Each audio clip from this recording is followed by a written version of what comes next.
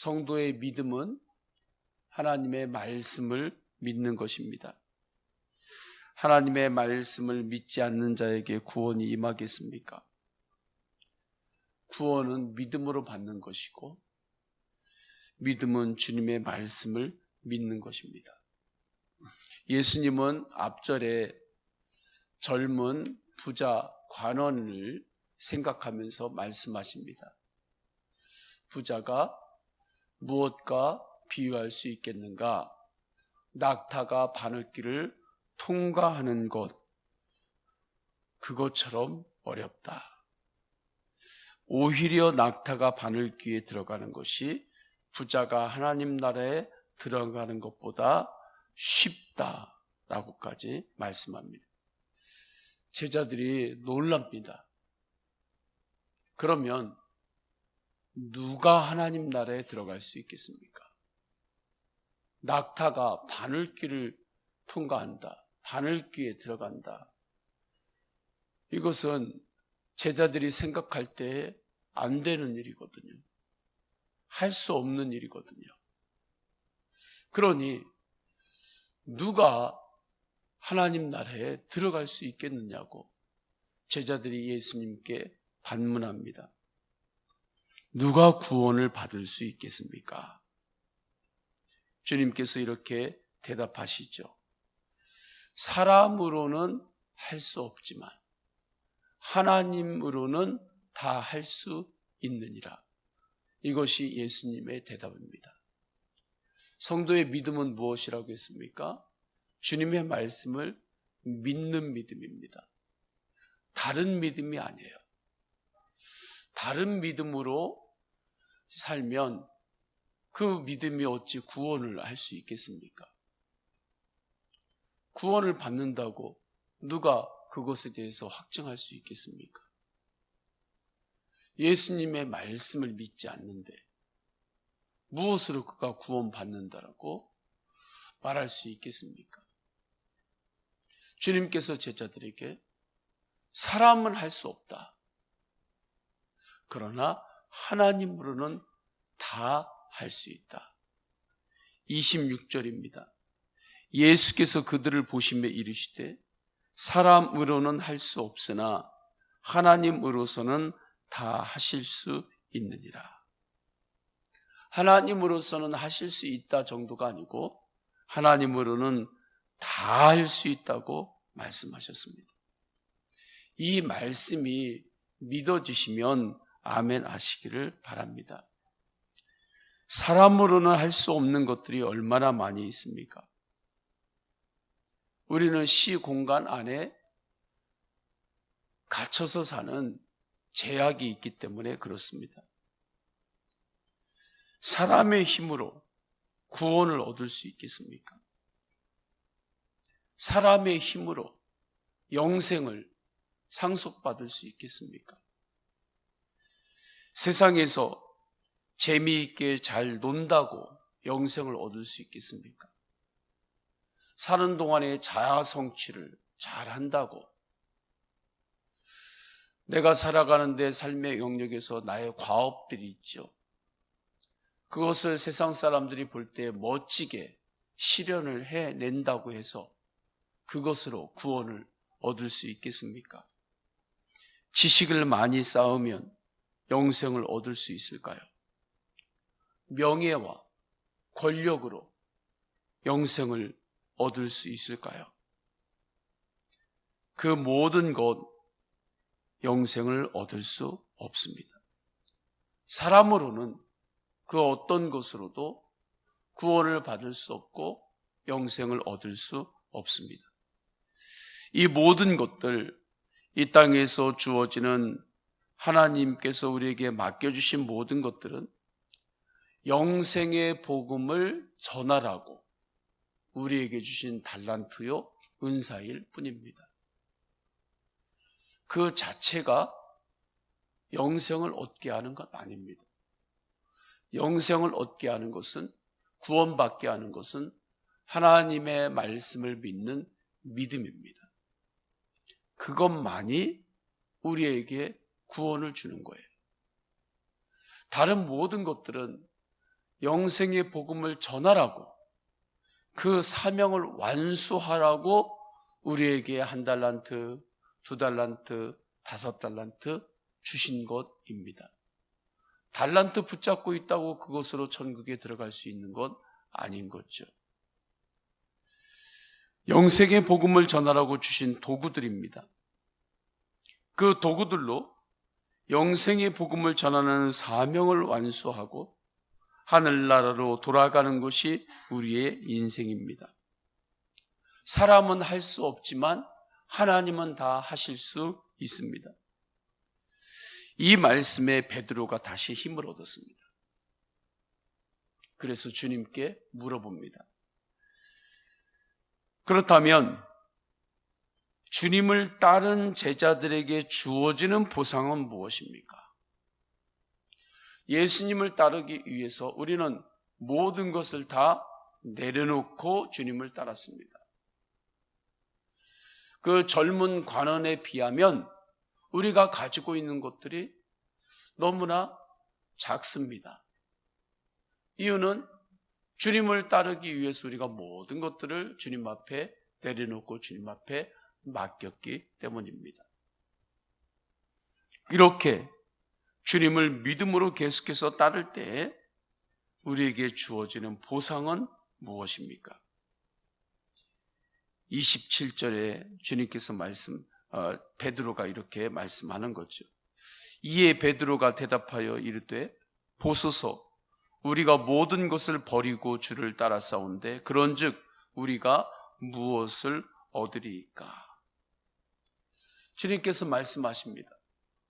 주님을 믿음으로 계속해서 따르면 보상이 있다. 그 보상은 무엇인가? 세상이 새롭게 되는 날, 새하늘과 새 땅이 이루어질 때죠. 주님이 재림하실 때입니다. 마지막 그때가 되면, 세상이 새롭게 되면 너희도 영광의 보좌에 앉아서 이스라엘 12지파를 심판하리라 말씀하죠. 28절입니다. 예수께서 이르시되 내가 진실로 너희에게 이르노니 세상이 새롭게 되어 인자가 자기 영광의 보좌에 앉을 때에 나를 따르는 너희도 12보좌에 앉아 이스라엘 12지파를 심판하리라. 이 세상이 새롭게 되는 그것을 요한계시록에서 사도 요한이 하나님이 주시는 계시 가운데 보았던 거죠. 새하늘과 새 땅을. 이때 너희가 심판하리라 하는 것은 다스린다는 뜻입니다. 마지막 때에 주님의 백성들이 주님과 함께 왕노릇한다는 것입니다. 하나님 나라에서 왕노릇한다는 거죠. 너희는 왕 같은 제사장이라 말씀합니다. 내가 왕이라는 것이 아닙니다. 왕 대신 주님께서 나를 완전히 다스리시니 내가 왕 같은 제사장으로 왕노릇하는 거죠. 내가 왕이란 이야기는 아닙니다. 세상을 다스린다. 창조 명령의 회복입니다. 하나님께서는 인간을 창조하시고 주신 명령이 있었습니다. 너희가 하나님의 뜻대로 세상을 잘 다스려라. 하나님의 뜻대로 세상을 잘 섬기라. 그런데 죄로 인하여 하나님이 주신 그 사명을 완수하지 못했던 것이죠. 그런데 하나님이 주신 창조에 인간에게 주신 그 사명, 너희가 세상을 하나님의 말씀대로 다스리고 섬겨라 하는 것을 마지막 때 세상이 다시 새롭게 될 때, 재창조가 일어날 때, 새하늘과 새 땅이 임할 때에 너희가 그 일을 할 것이다. 그것이 주님께서 주시는 첫 번째 보상입니다. 또 하나의 보상은 우리가 주님께 드린 것보다 여러 배의 보상을 받습니다.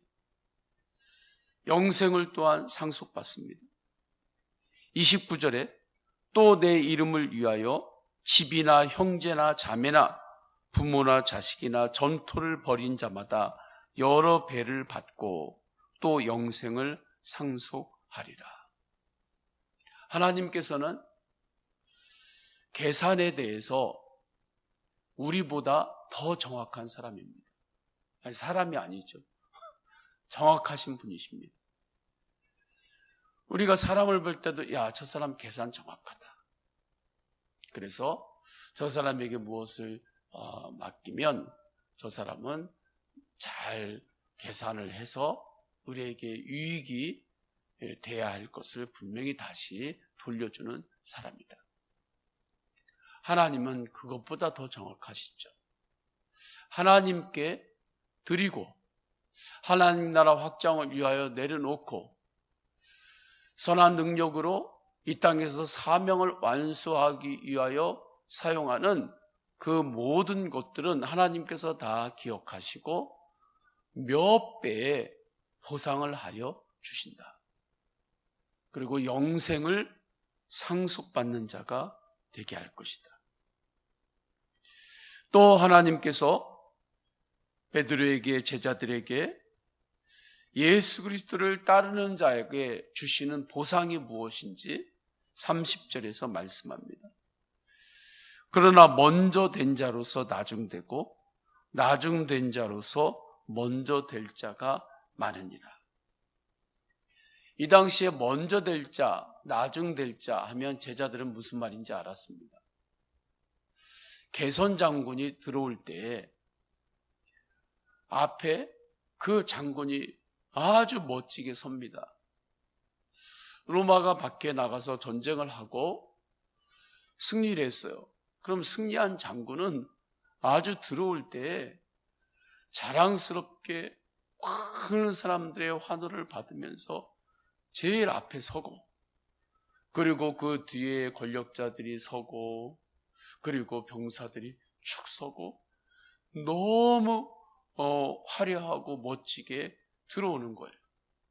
제일 마지막에는 누가 들어오는가? 끌려오는 자들이 들어오는 것입니다. 끌려오는 자들이 가장 나중에 선 자이고 그 멋진 자들이 앞에 선 자예요. 예수님께서 십자가로 끌려가셨습니다. 이 당시에 그리스도인들이 박해를 받았어요. 핍박을 받았습니다. 나중에 선자들 같았습니다. 세상적으로 볼 때 박해받고 끌려가고 핍박받았습니다. 앞에 선자들은 예수 믿는 자들을 핍박하는 이들, 바리새인들, 대제사장, 그리고 그 나라를 억압하고 있는 그 장군들, 그들이 다 앞에 선자였습니다. 그런데 마지막 때가 되면 앞에 선자들이 나중 선자처럼 될 것이다. 나중에 선자들이 오히려 먼저 된 자들이 될 것이다. 제자들은 그 말씀이 뭔지를 알았습니다. 그것이 하나님께서 주시는 보상이다.